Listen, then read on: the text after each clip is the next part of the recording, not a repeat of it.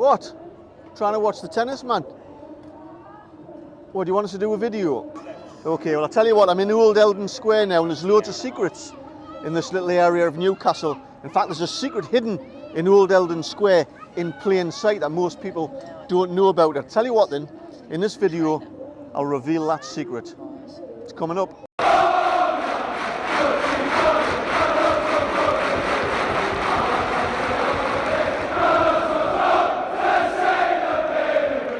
So this area here, Old Eldon Square, is a lovely area just to hang about in, although up the top end there you have some homeless people and one or two characters which can spoil the vibe a little bit, but generally it's a really nice little area. And this was first developed 1825 to 1831. Some names I've used in previous videos. Thomas Oliver, he was the architect. He enlisted John Dobson to help him with the design, but Richard Granger developed this whole area, but not as it is today. Obviously Eldon Square wasn't here then. Back in them days, the terraced houses on the east, north and the west, there was 25 terraced houses, and the monument wasn't there in the very early days, and it was just a lovely area like it is now, just to hang out in. 1923, after the First World War, in memory of the First World War and the soldiers who lost their lives, they put this monument up of St George slaying a dragon. Now, sorry to be a party pooper about St George's story, but I have to say, if you don't know the story of St George and where it's all come from, this patron saint of England, you know, George, he was actually a Roman soldier in about 300 AD, and he's of Greek origin, or it's actually recorded he might have been of Turkish origin, but he's never been to Britain, he's never been to England. At the time in 300 AD, he probably hadn't even heard of it. But he's also the patron saint of some other countries and districts. He's the patron saint of Ethiopia, of Georgia, of Catalan in Spain. He's the patron saint of Moscow. So I just find it all a bit bizarre how we celebrate this Georgianess of Englishness and what he represents. We might as well be banging with chests and paying tribute to Santa Claus. But anyway, in the mid-70s, they decided to redevelop this whole area again because they decided Newcastle needed a central shopping area, so they built Eldon Square. And to do that, they had to knock down the north side of the terraced houses and the west side into what you see today. And Eldon Square is named after the Earl of Eldon, and that was in relation to a guy who was born in Newcastle called John Scott, the same John Scott who eloped with Bessie Surtees.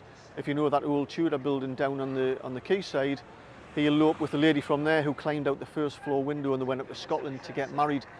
That John Scott, who became the Earl of Eldon, Eldon Square is named after him. Fast forward in the late 70s, when the metro system was being developed, they had to find a way to mitigate some of that air which was being pushed through by the metros. I'm going to show you exactly what they did to do that.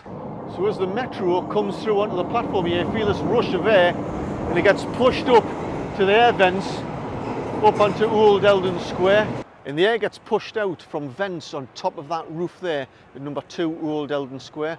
So the building there with the blacked out windows, which looks like to be the dental practice, that's not really a building at all, although the dental practice is just next door. So behind that particular section of the building is a huge air vent, and that's all it is. The front end is just a facade. So when the metro comes down the tunnel and pushes that air, it has to be mitigated. Some of it has to be released. It goes up a giant air shaft through that building and out the roof.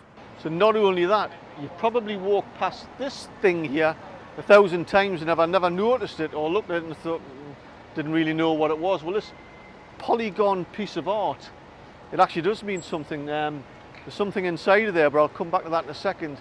So this is a work of art. It's dedicated to Sir Charles Parsons, and he invented in the late 1880s the steam turbine powered vessel, the Turbinia, and he had a company in Heaton in Newcastle when he invented this. So this the terracotta tiles, are made from the same clay as from what they made from Eldon Square, but also etched into the clay are parts of the drawings from his diagrams when he was inventing the steam turbine powered vessel. But inside there, it's hiding another air vent from the metro underneath here that's been pushed up, comes out of there and of course on top of the roof of 2 Old Eldon Square. Anyway, you're going to leave us in peace so I can watch the tennis, man. I hope you liked the video. If you did, give us a thumbs up. Don't forget to leave us a comment below, and certainly don't forget to subscribe to the channel. And if you want to learn more about the history of Newcastle, make sure you check this video out.